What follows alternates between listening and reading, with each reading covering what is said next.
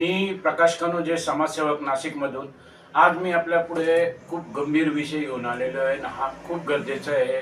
महाराष्ट्राचे उपमुख्यमंत्री आणि मुख्यमंत्रीपर्यंत पोहोचवण्याची जबाबदारी आपल्या सर्वांची आहे. तो म्हणजे हा असा विषय आहे का लाडकी बहीण आणि त्यांचा करोडपती भाऊ नेता या विषयावर मी आज आपल्याला सांगणार आहे. तर आपल्याला सर्वांना माहिती आहे लाडक्या बहिणीला 1,500 रुपये महिना मिळतो, बरोबर आहे. आत्ताच मागे काही दिवसापूर्वी आपले अजितदादा उपमुख्यमंत्री यांनी आपल्या बहिणींना एक निवेदन केलं आणि विनंती केली का ज्या बहिणी सक्षम आहे आर्थिक रूपाने, म्हणजे त्यांना जर गरज नसेल तर त्यांनी अशा बहिणींनी हे पैसे सोडावे. कारण त्यांनी उदाहरण दिलं माननीय पंतप्रधान नरेंद्र मोदीजी साहेबांचं पण का बाबा अशाच त्यांनी मोदी साहेबांनी पण विनंती केली होती का बाबा जे सक्षम आहेत त्यांनी गॅसची सबसिडी सोडा, इतर असे सुविधा जे सरकारची मिळतात ते सोडा. आणि लोकांनी त्यांचं ऐकलं, पण तेच पाहून त्यांच्या पावलावर पाऊल ठेवून अजितदादांनी पुढे लोकांना विनंती केली बहिणींना का तुम्ही हे सगळे काही जर सक्षम असाल तर घेऊ नका, सोडा सरकारचे. खूप चांगली गोष्ट आहे, त्याला मी एग्री करतो. परंतु मला असा प्रश्न आहे की तुम्ही नेहमी जनतेलाच सांगता का तुम्ही सक्षम असाल तर हे सोडा ते सोडा? तुम्ही सांगितलं का 2.5 लाखाच्या वर ज्याचं उत्पन्न असेल त्याला ते सरकारची सुविधा मिळणार नाही लाडक्या बहिणीला.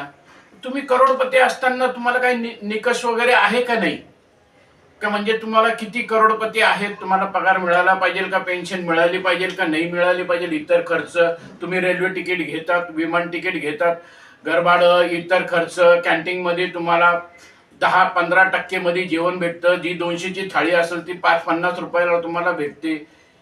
म्हणजे तुमच्याकडे करोडो रुपये असताना तुम्हाला काही निकष नाही, काही नाही, आणि तुम्ही बिनधास्तपणे गरीब जनतेचे टॅक्सचे पैसे तुम्ही वापरता. आणि जे टॅक्सचे पैसे आम्ही दिलेले जर त्यातून थोडेफार पैसे जर जनतेला मिळत असले का तिथं तुम्ही येऊन लगेच सांगणार का प्लीज तुम्ही सक्षम असाल ती सोडा. मग तुम्ही एक तर हे मान्य करा का आम्ही सक्षम नाही आहे, आम्ही खूप गरीब आहे, तुमच्यापेक्षा गरीब आहे आम्ही, आणि आम्ही हे काही सोडू शकत नाही. तर माझी अशी मुख्यमंत्री साहेबांना, देवेंद्र फडणवीसला आणि दोन्ही उपमुख्यमंत्री साहेबांना विनंती आहे का महाराष्ट्रामधून एक नवीन सुरुवात करा. तुम्ही लोकांना सांगा, तुमच्या नेत्यांना सांगा का बाबा तुम्ही सक्षम असाल तर सरकारचे इतर खर्च घेऊ नका, पेन्शन घेऊ नका, पगार घेऊ नका. कारण तुमच्या प्रॉपर्टी तर आता आकडे मोजता येणार नाही. कोणाचे बंगले तिकडे 50 कोटीचे, 100 कोटीचे, 200 कोटीचे, 500 कोटीचे, अमुक दमुक प्रॉपर्टी एवढ्या काही असताना तुम्हाला सगळं काही पाहिजे. तर या गोष्टी करू नका. महाराष्ट्रावर पहिले 8 लाख कोटी रुपयाचं कर्ज आहे, दर मिनिटाला 6 लाख रुपये व्याज चालू आहे मिनिटाच्या हिशोबाने, त्याच्या पुढे 6 लाखाच्या पुढे.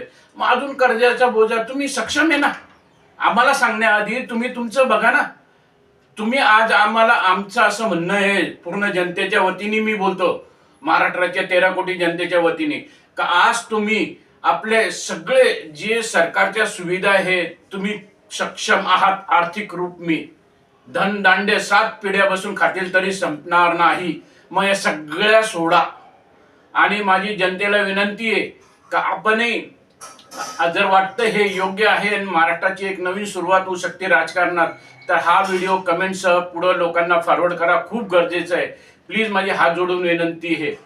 जय हिंद, जय महाराष्ट्र.